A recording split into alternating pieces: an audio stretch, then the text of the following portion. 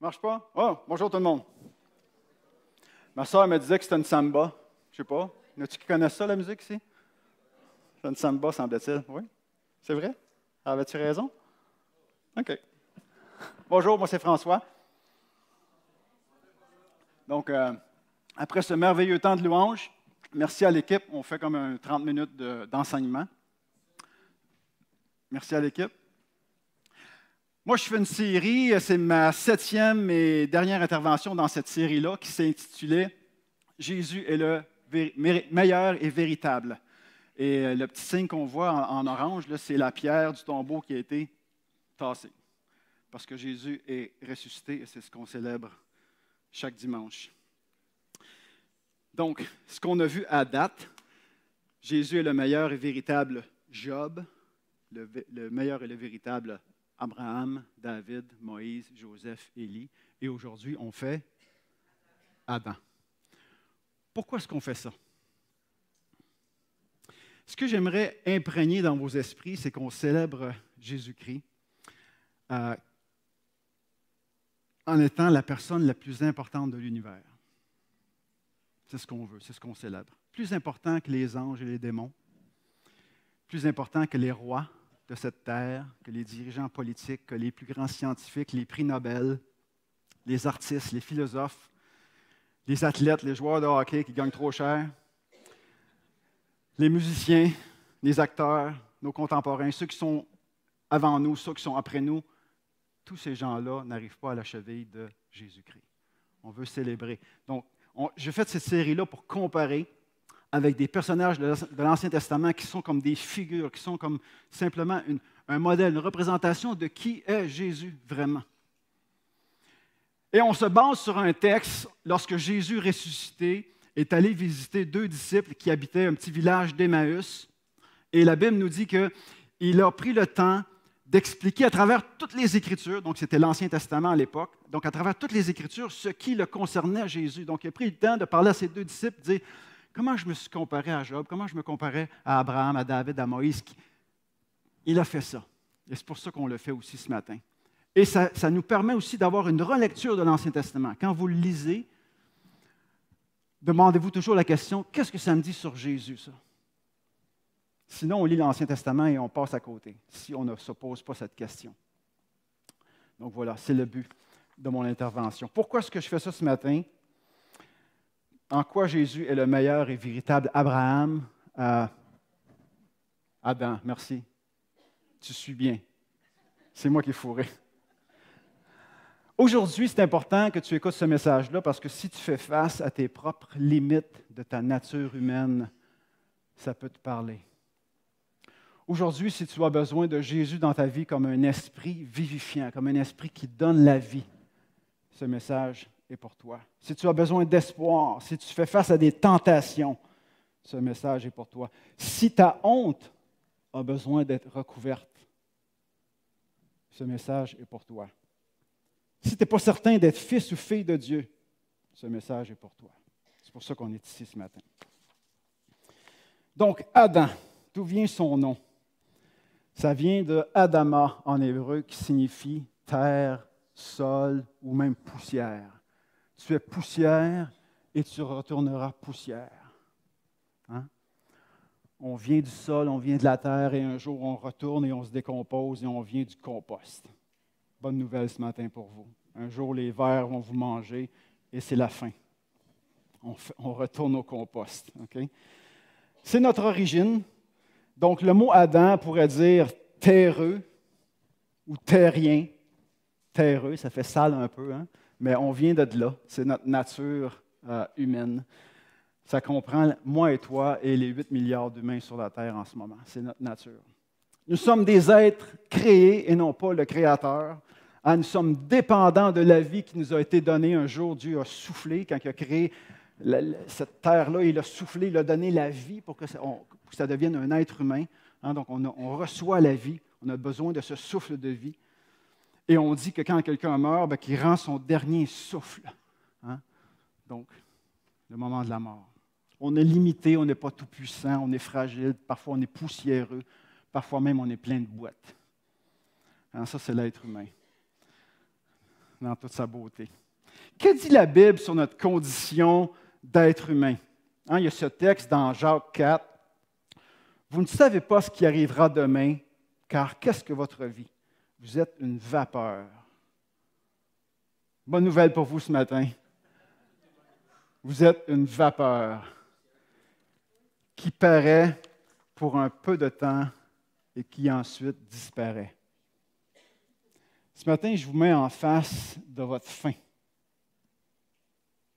C'est tabou, on ne parle pas souvent de la mort. Hein? C'est comme tabou dans notre société, on ne veut pas trop y penser. La Bible dit qu'on n'est qu'une vapeur. Un autre texte, Isaïe, toute chair est comme l'herbe, tout son éclat comme la fleur des champs. L'herbe sèche, la fleur tombe, c'est fini. Bonne nouvelle ce matin. Mais mettons-nous en contact avec notre fin. C'est fou, hein? Tu peux mourir après-midi. Tu peux-tu réaliser ça? Tu traverses la rue, bang, c'est fini. Je suis un peu cassé de party un matin, hein? Avec un Olivier enthousiaste, là. Et moi, je vous dis, pense à ta mort. Psaume 39 dit, « Éternel, dis-moi quel est le terme de ma vie? Quelle est la mesure de mes jours? Que je sache combien je suis fragile. Voici, tu as donné à mes jours la largeur de la main. » Pas gros, pas beaucoup. « Et ma vie est comme un rien devant toi. » Bon, une autre bonne nouvelle. Poussière, herbe qui sèche, fragile, un rien. Compost, vapeur. Hein? Ecclésiaste dit vanité des vanités, tout est vanité. Bien, le mot vanité, c'est comme vapeur, de la buée. De la buée dans la toilette. Tu sais, tu rouvres la porte et ça s'en va. Est-ce que je réalise que mes 90 ans que je vais vivre sur cette terre, c'est rien par rapport à l'éternité? Par rapport à Dieu qui n'a ni début ni fin? Alors, je ne suis qu'une vapeur, comme une herbe fragile, comme un rien, comme un souffle, comme une buée. Peut-être que tu vas avoir une belle vie productive, tant mieux. Peut-être que tu vas faire des choses grandioses. Tu vas peut-être gagner un prix Nobel. Tu vas peut-être laisser un grand héritage à tes enfants ou à la société. On va peut-être nommer une rue à ton nom ou un parc à ton nom. Bravo! Mais à la fin, tu es poussière et tu retourneras poussière. Tu n'es qu'un trait d'union. Quand tu vas dans les cimetières, là, il y a une date de début, puis une date de fin, et toi, tu n'es que le trait d'union entre les deux.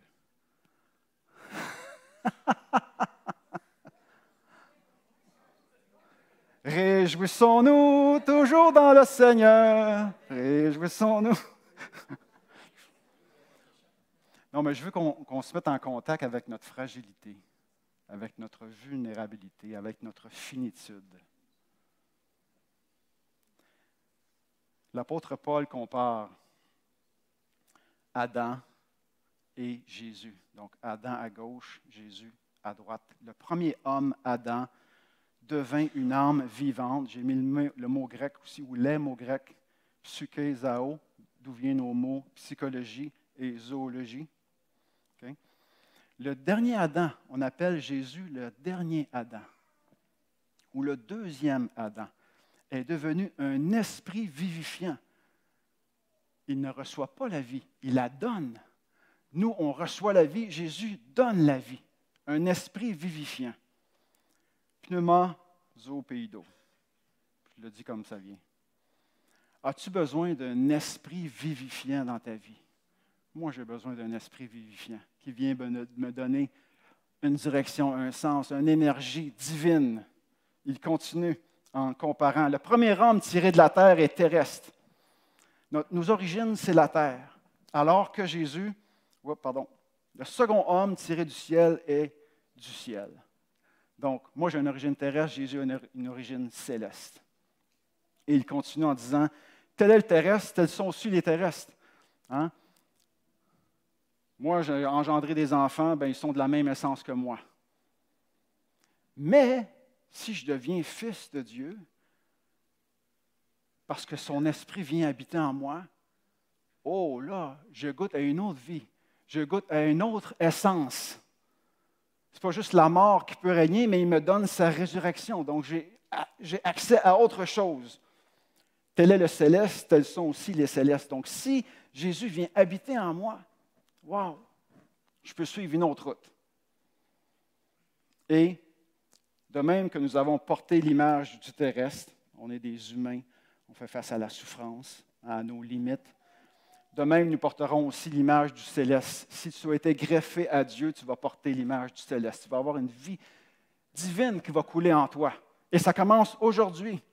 Et un jour, tu vas goûter à la résurrection aussi de la chair. Wow! Donc, on reçoit ce souffle.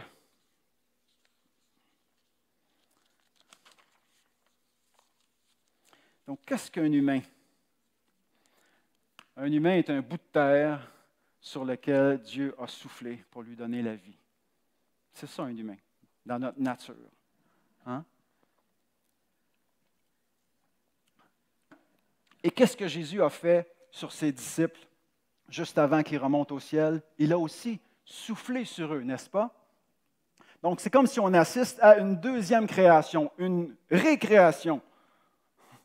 Pas où on va jouer dehors, une recréation, je devrais dire, non pas une récréation. Donc, des êtres humains, c'est un morceau de terre avec le souffle de vie. Et là, Jésus vient souffler son esprit. Donc, un humain, c'est de la terre avec un souffle de vie, et un chrétien, c'est un humain avec un souffle de vie, plus un souffle de l'esprit. C'est ça un chrétien. Donc, on a accès à un deuxième souffle. Y a-t-il qui sont athlètes ici dans la salle? Il n'y en a pas beaucoup qui lèvent les mains. Tu sais, quand tu t'entraînes, à un moment donné, tu atteins ce qu'on appelle ton deuxième souffle. Okay? Je ne sais pas si vous avez déjà expérimenté ça. Je l'ai vécu quand j'étais plus jeune, je m'entraînais. Et puis, oui, tu atteins ton deuxième souffle, puis tout d'un coup, ça devient comme plus facile. Tu as développé une capacité cardiovasculaire que tu n'avais pas avant, et ça devient plus facile. Une énergie t'enveloppe.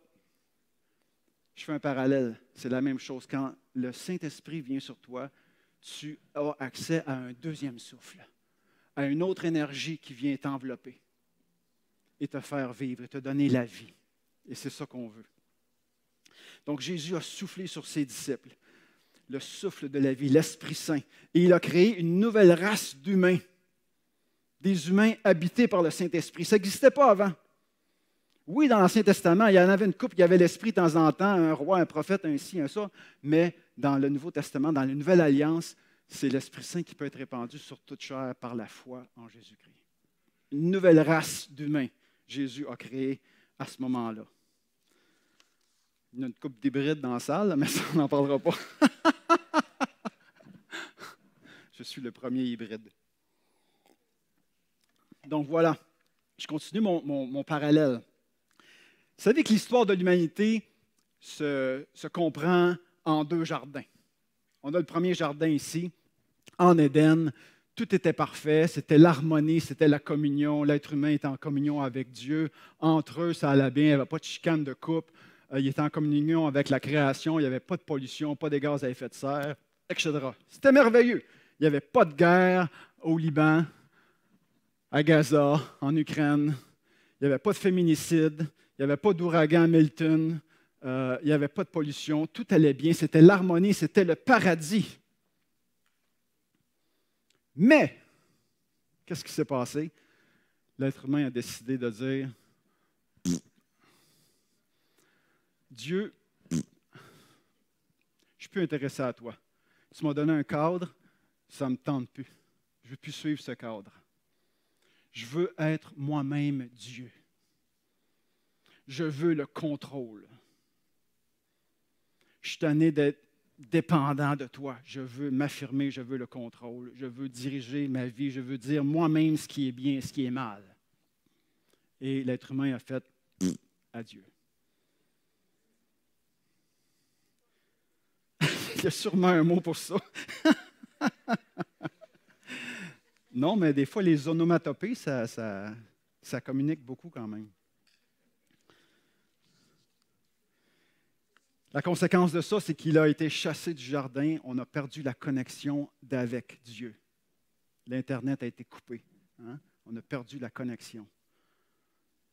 Et ça a créé un vide intérieur. Et l'être humain aujourd'hui cherche le bonheur dans tout ce qu'il fait, dans tout ce qu'il touche. Et à un moment donné, on se réalise que métro, boulot, dodo, tombeau, il n'y a pas grand sens à ça à un moment donné. Si tout ce que tu fais dans ta vie, c'est métro, boulot, métro, boulot, dodo, tombeau, maintenant, tu dis, y a-t-il quelque chose de plus? J'ai été créé pour quelque chose de plus. Parce qu'on y a déjà goûté comme être humain. Ça nous vient d'Adam, ce sens de l'éternité, cette recherche du bonheur. On a déjà goûté à cette communion avec Dieu où tout est beau, tout est harmonieux. Et c'est pour ça qu'on le cherche encore. Mais est-ce qu'on le cherche à la bonne place? On le cherche en Jésus-Christ, qui est la bonne place. Ce qui m'amène au deuxième jardin. Une image du jardin de Gethsémani aujourd'hui, où Jésus était là plus de 2000 ans. Jésus était en communion parfaite avec Dieu, avec les uns les autres, avec la création, mais il n'a pas échoué à la tentation. Il a résisté, il a vaincu, ça a été la victoire. Il était l'égal de Dieu, mais il s'est humilié, hein? Il s'est défait de sa gloire, il a pris le corps d'un être humain pour venir jusqu'à nous. Il dit en Jean 8, « Je fais tout ce qui plaît à Dieu. » Il était en communion parfaite avec Dieu. Qui peut dire ça ici dans la salle? Moi, je ne peux pas. Donc, il nous ouvre le chemin. Il nous donne un ticket, un retour vers l'Éden, vers le paradis. Moi, j'ai besoin de cet esprit vivifiant dans ma vie. Est-ce que toi, tu as besoin de cela également? Il nous réconcilie avec le Père. Voici un autre thème qui lie Adam avec Jésus, c'est le thème de la tentation. On a une image ici, souvent représentée comme la tentation avec un fruit, avec le serpent. L'esprit du mal était représenté sous forme d'un serpent qui parlait également. Okay? Donc, dans cette tentation, on tente l'être humain dans son identité. Oui, tu as été créé à l'image de Dieu, tu as déjà tout ce que tu as besoin, mais tu pourrais être l'égal de Dieu. Satan te tente dans ton identité. Prends-tu conscience de ça? L'ennemi de ton âme te tente dans ton identité. Tout le temps. On a compris souvent le fruit comme une tentation sexuelle. Ça n'a rien de sexuel. C'est une question d'identité. La tentation, c'est que tu seras comme Dieu. Tu vas être tout puissant. On peut avoir cette impulsion à vouloir être des tout-puissants. Il fait entrer le doute. Hein, l'ennemi fait entrer le doute. Est-ce que Dieu a vraiment dit? Dieu, c'est un esprit casseux de party.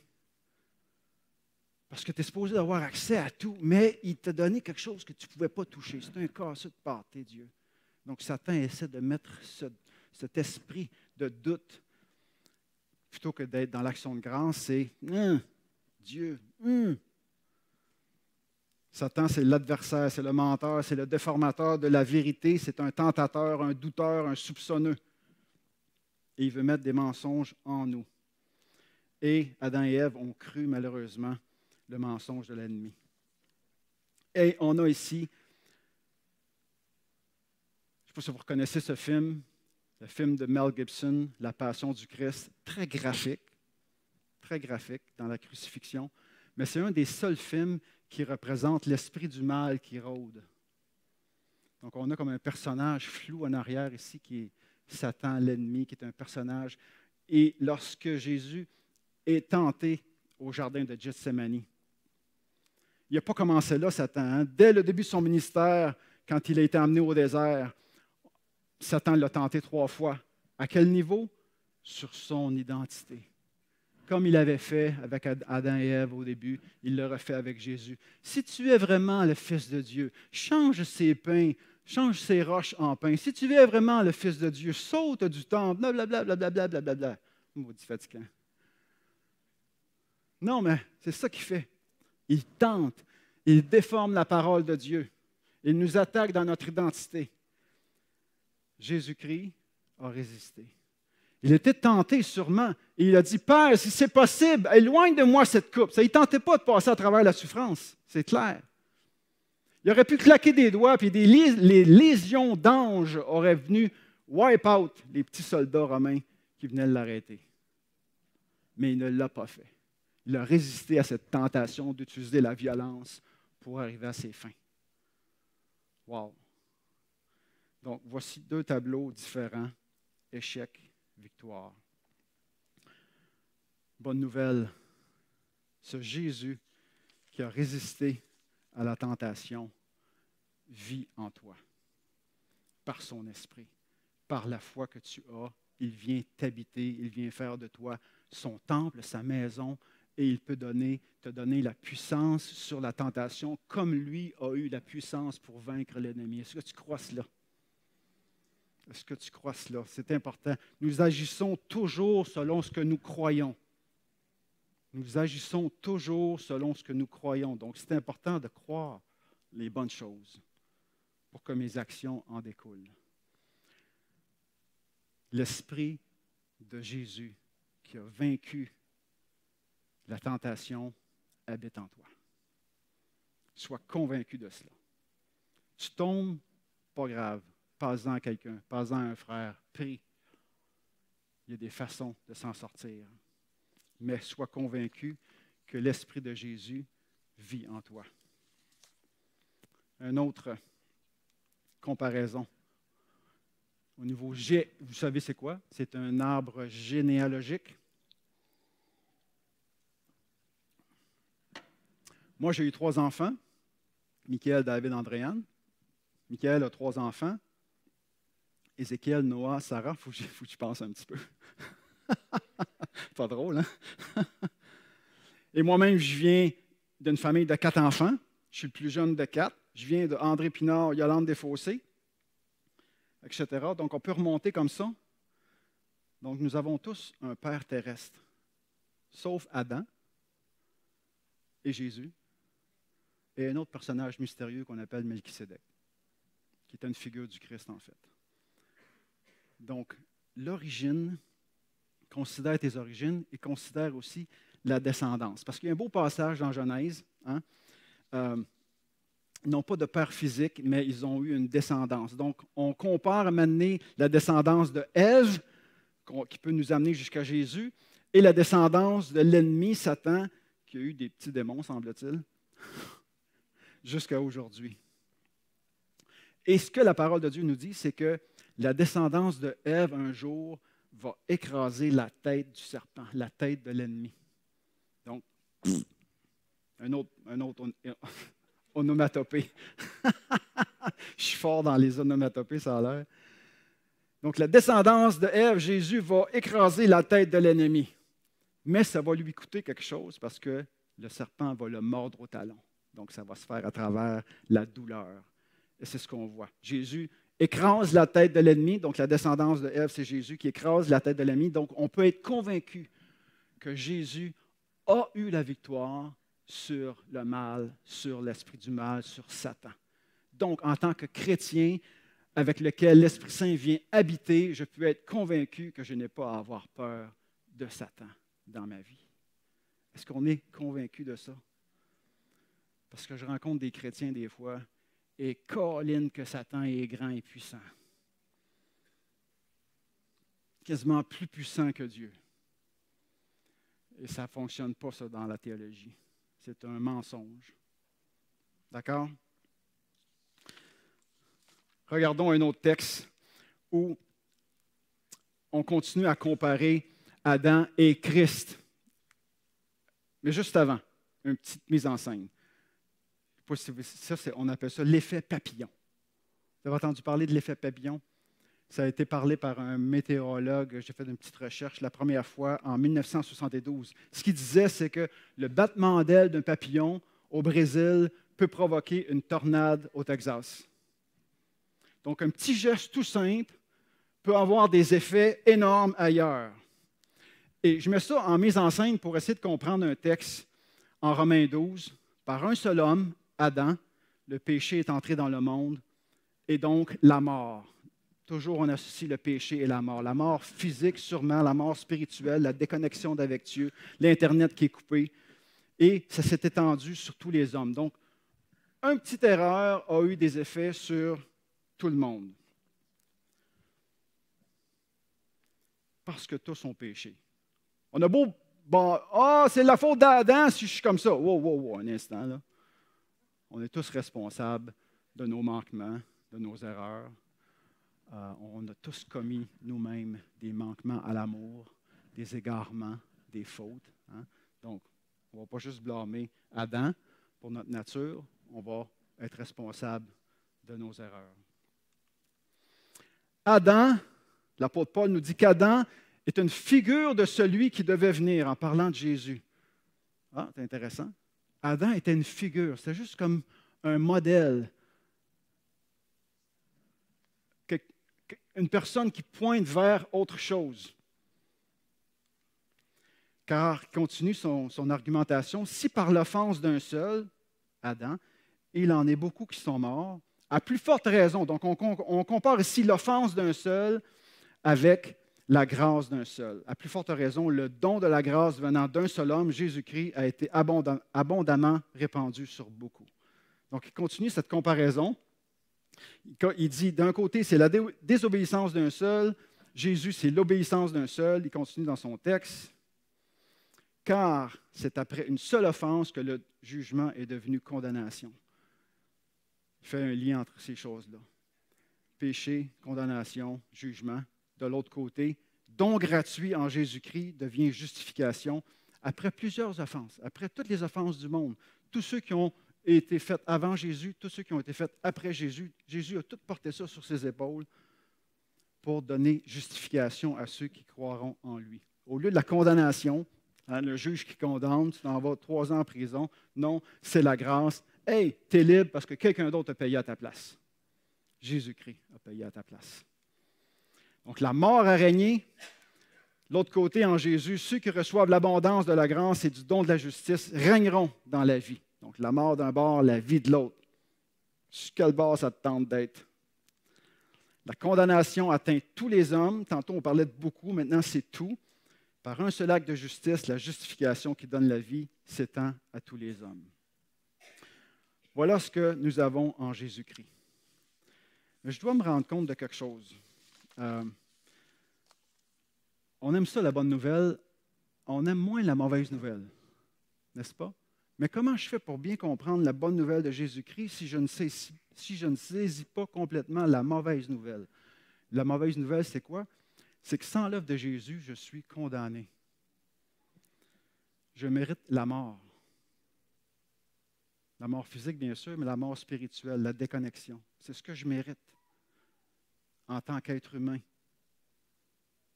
Ça, c'est la mauvaise nouvelle. Si je ne l'accepte pas, comment je peux me réjouir de la bonne nouvelle de Jésus-Christ? Pouvez-vous répondre à ça? Il faut bien comprendre la mauvaise nouvelle pour bien se réjouir de la bonne nouvelle. Je termine avec ça, la grâce. Qu'est-ce que Dieu a fait après que Adam et Ève ont fait? C'est enregistré en ça. Je devrais faire attention. Dieu a fait grâce pareil.